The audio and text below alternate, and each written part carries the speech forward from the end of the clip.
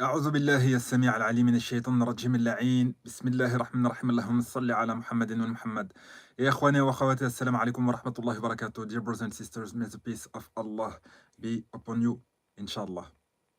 So we continue this lectures about the Malay art of self-defense, Silat, Seni, Gayong by Sheikh Shamsuddin. So this is a very enlightening book, very interesting if you want to understand the vast area of culture of the Malaysia and Nusantara, Indonesia land, and even to the Philippines because they share some common origin. It is a mix of indigenous culture and foreign influences, notably the Chinese civilization, of course, the Indian civilization, of course, and also the Islamic Arabic civilization. It is very striking when you enter the semantic of the words used and some concepts that you find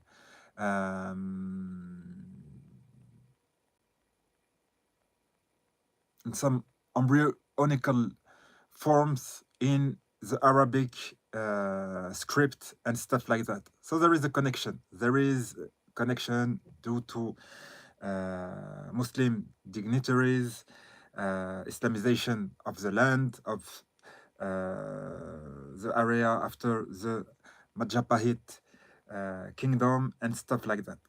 So it is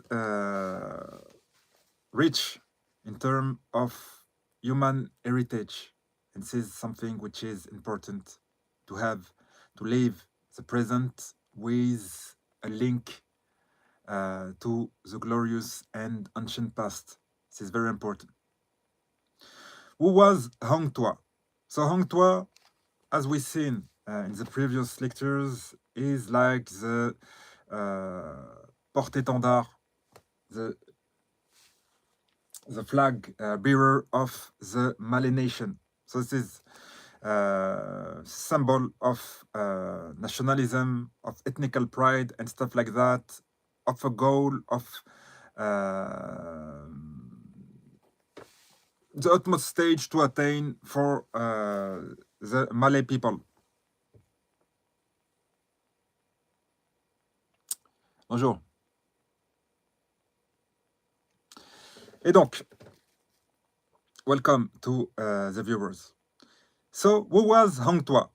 Malays consider Hong Tuah, who lived during the golden era of the Malacca Sultanate. So, the ancient term of the Malay states was the Malacca Sultanate.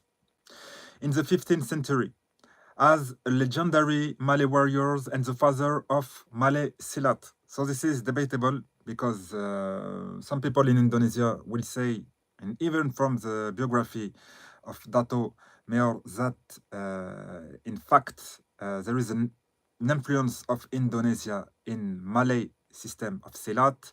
Malay is known for another martial art very close to Muay Thai, which is called Tomoy, which is practiced in northern Malay. So there is maybe some historical debate about this, but this is the text, and we accept to make quotation of that. He represents the ultimate victor of Malay loyalty.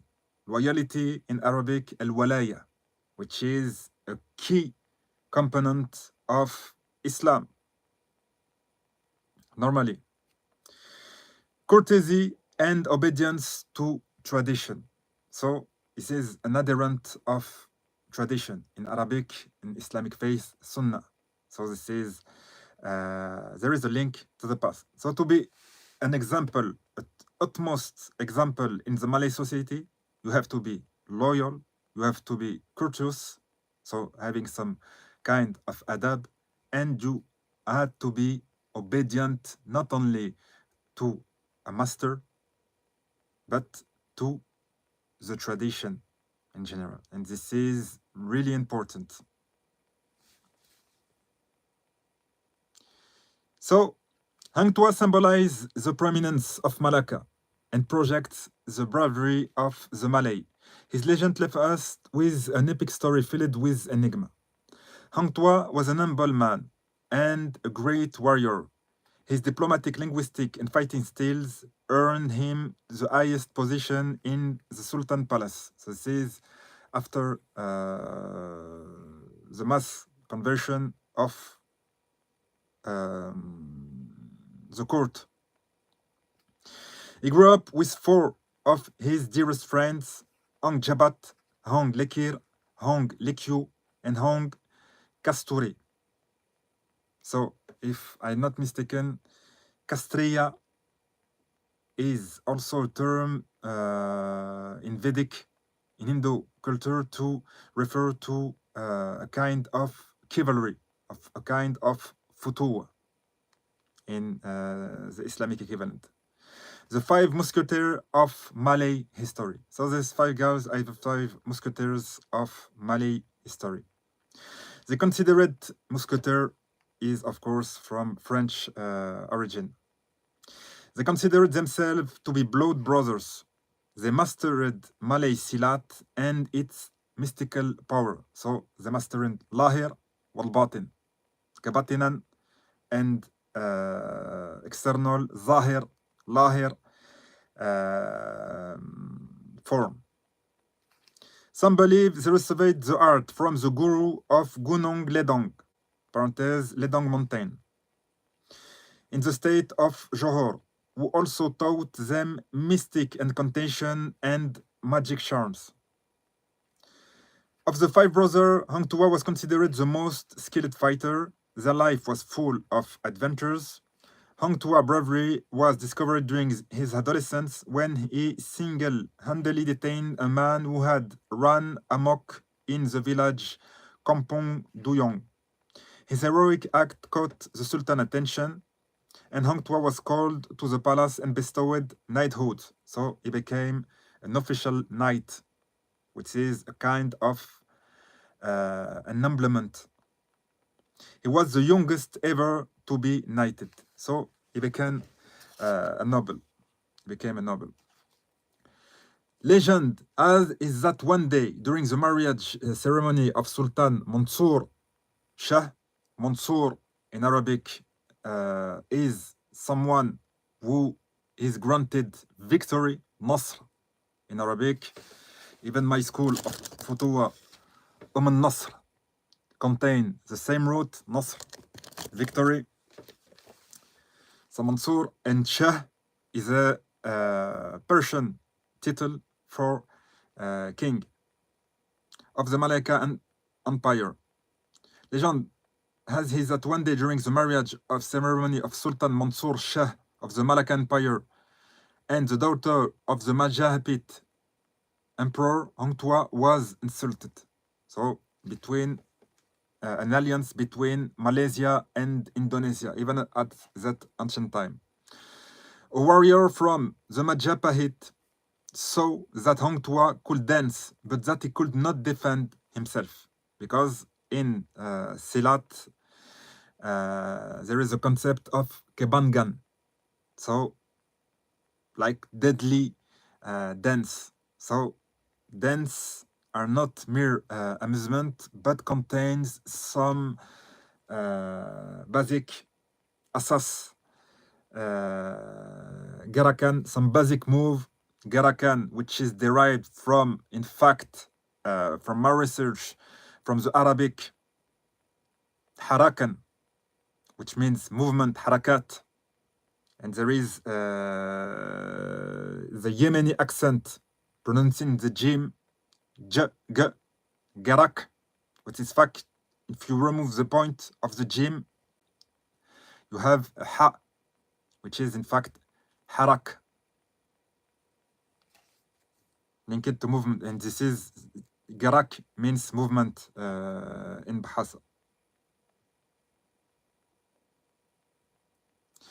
And so he was insulted because a warrior from the Majapahit mocked his dance and didn't understand, maybe, or it was mere only provocation, that he could also fight. So warrior of Majapahit saw that Hong Tuah could dance, but that he could not defend himself. And there is famous quotes about this event. With permission from the Sultan, they engaged in battle. In the fight, Hong Tuah was able to snatch his opponent's weapon, the legendary Kris Taming Sari.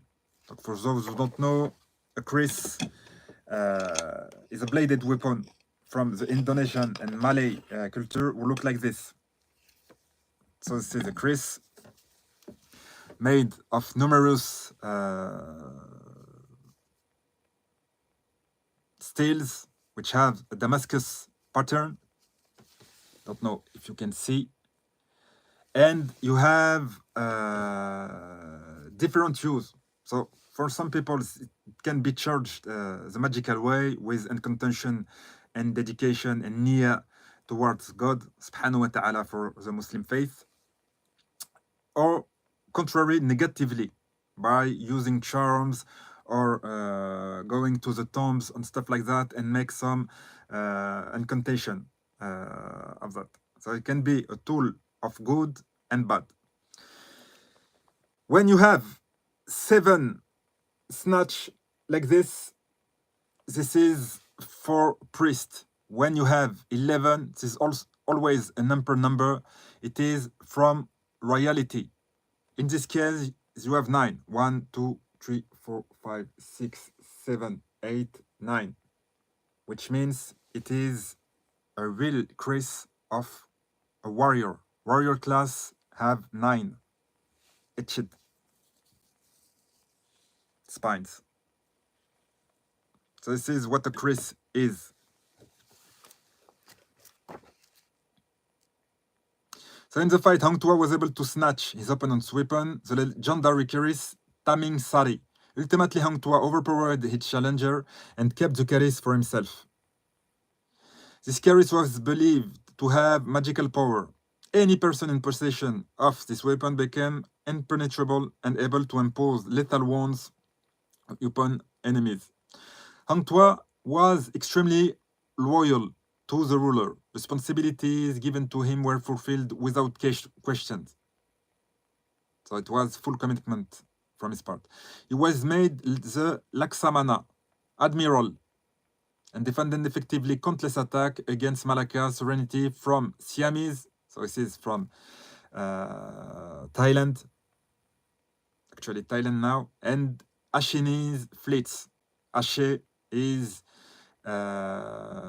in the now Sumatra island of Indonesia. His outstanding performance as a military officer made him a legend that has refined the history of Malacca. He was held in such high esteem by the Sultan that his influence extended to many critical issues from politics to strategic interests. He guaranteed him the security of wealth and comfort. Unfortunately, it is occasionally true that no good deeds goes unpunished.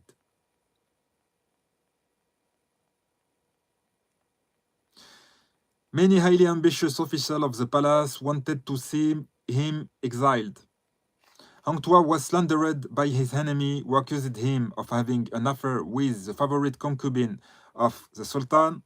So there is this degree of intrigue in the court due to jealousy. The Sultan ordered him to be put to death. Hang Jebat and his closest friends pleaded for his life, but to no avail. He was executed. With the absence of Hang Tuah, Hang Jebat, which is one of the main 5 knights or champion of musketeer of the Malay history, became the newly appointed Laksamana. At the same time, he was infuriated over the fact that his dearest friend had been put to death for a crime he did not commit. So there is a felt injustice from hung Jebat. So he was furious, even he was granted a high office. All the good deeds that he had done before for the Sultan were disregarded. As a result, he ran amok and started killing the palace protector and others who dared to challenge him.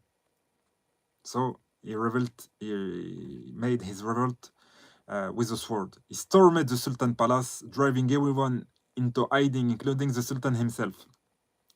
In old Mali culture, this was considered darhaka, treason, which was in Arabic equivalent of kha'ina, and was punishable by death. With the Tamin Sari in his hand, no one could defeat Hang Jebat, as he was strong and invincible. The Sultan then regretted his hasty decision in ordering the execution of Hang Tuah. What Hang Jebat and the Sultan didn't know was that the Dato Ben Dahara, Prime Minister, who believed that Hang Tuah was innocent, had secretly spared Hang Tuah lives. The Sultan was thrilled to hear the news and fully pardoned Hang Tuah and sent him to meet Hang Jebat. Hang Jebat was stunned but overjoyed to see him alive. He was distressed to learn that Tuah, his precious friend, whose death he had avenged, had been sent to take his life.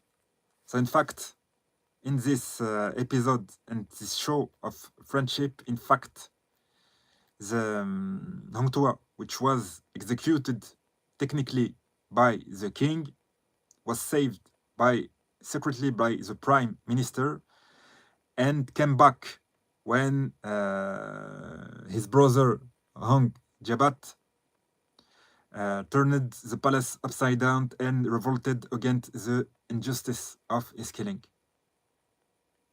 And he returned only to stop Hang Jebat and to kill him, in fact. So it's a sad story, a dilemma between loyalty to the authority of a king, which can be unjust, and breaking the friendship of a true brother, even it is not from a blood relation. According to legend, the only way to kill Jebat was to retrieve the Taming Sari, and so the battle began. In the duel, Tuah tried to snatch the Taming Sari from Jebat. Tuah twice dropped his own keris, but Jebat allowed him to pick it up and continue the duel. In fact, 2 times Hang Jebat had the opportunity to kill Hang Tuah because his keris fall down on the ground, and he gave him ijaza, authorization to take it back and to return to a fight. So 2 times out of mercy and friendship.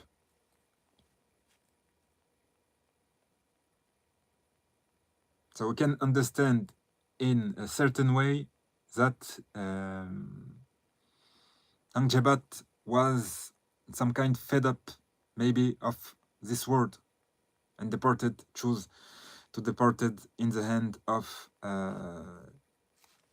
his so-called brother. In the duel, Tuah tried to snatch the Taming Sari from Jebat.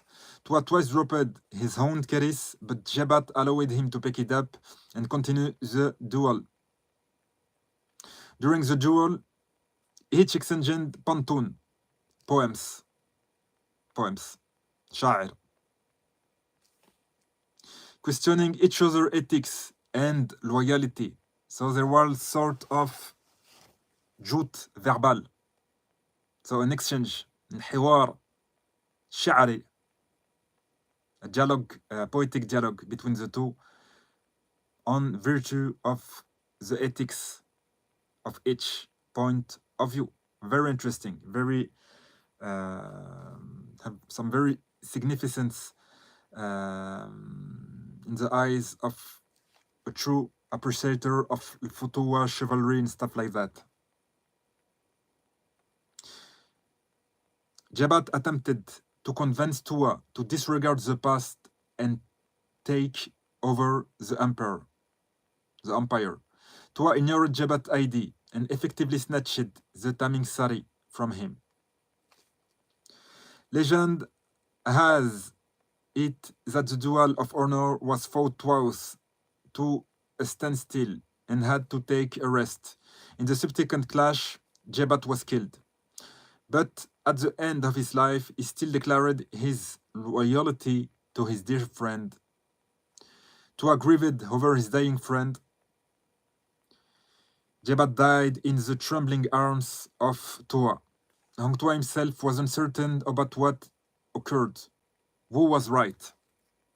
So it is even a philosophical questioning in the end. Was he supposed to remain loyal to the ruler or kill a traitor who fought injustice in defense of a dear friend? And this friend was him, in fact. Tuah was upset about what he has done and vowed never to show himself again on the face of the earth. So deep resentment, regrets. He vanished. Until this day, no one knows where he went, and his body was never found. So a kind of occultation. Except for Ang Jebat, Hong, Kasturi, and the other remained loyal to the Sultan to their dying day. There are two famous quotes taken from this legend. One came from Ang Tuah and the other from Ang Jebat, respectively. Takan may layuhiyang di dunya. So Malay race, culture, tradition, and language shall not perish from this earth. Dunya means word in Arabic. Raja Adil, Raja December, Raja Zalim, Raja Desanga. A just king is a king obeyed. Raja is an Indian word for king. And the cruel king is a king defied. So Zalim is from Arabic and means oppressor, literally. Kind related to the an obscure kind of oppression. Raja Zalim, Raja Desanga.